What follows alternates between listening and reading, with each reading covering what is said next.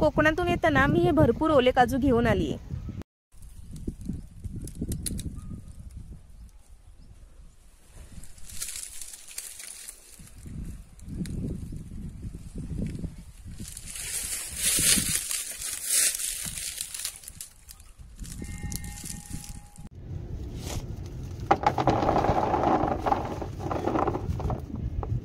या काजूची साईज बघा आणि मस्त जून झालेत काजू। तर आज मी ओल्या काजूची उसळ बनवणार आहे किंवा भाजीही म्हणू शकता।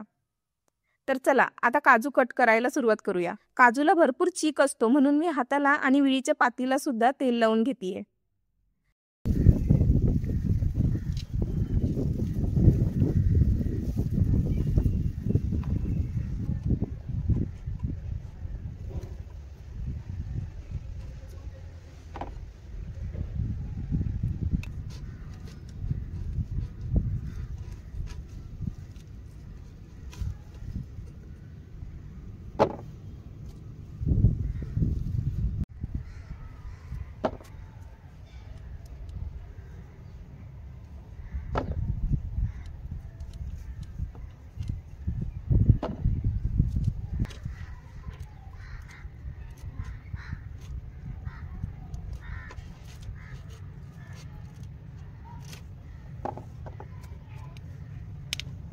चला सगळे काजू कट करून झालेत। आता या ओल्या काजू मधील गर काढायचा आहे। तर त्यासाठी मी हे प्लास्टिकचे ग्लोव्ज हातात घालतेय, जास्त चीक हाताला लागू नये म्हणून।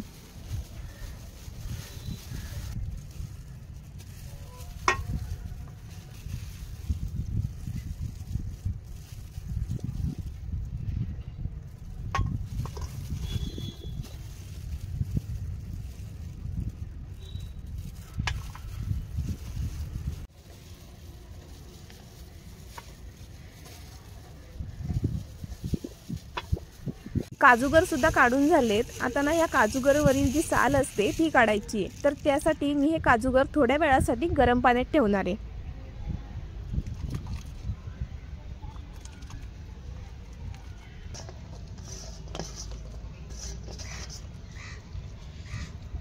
आणि हे जे काजूची टरफलं आहेत ती मी सुकवून ठेवणार आहे। यांचा उपयोग असा की गावाला जर साप वगैरे काही आलं तर या काजूच्या टरफल्यांचा धूर करतात।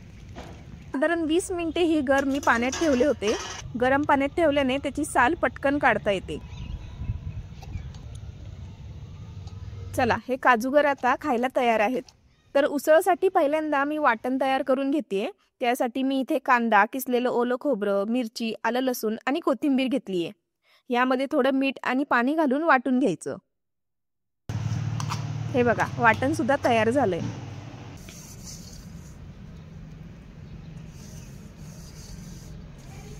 मला ही उसळ चुलीवरच बनवायची होती म्हणून मी टेरेसवरच चूल पेटवून घेतली आहे।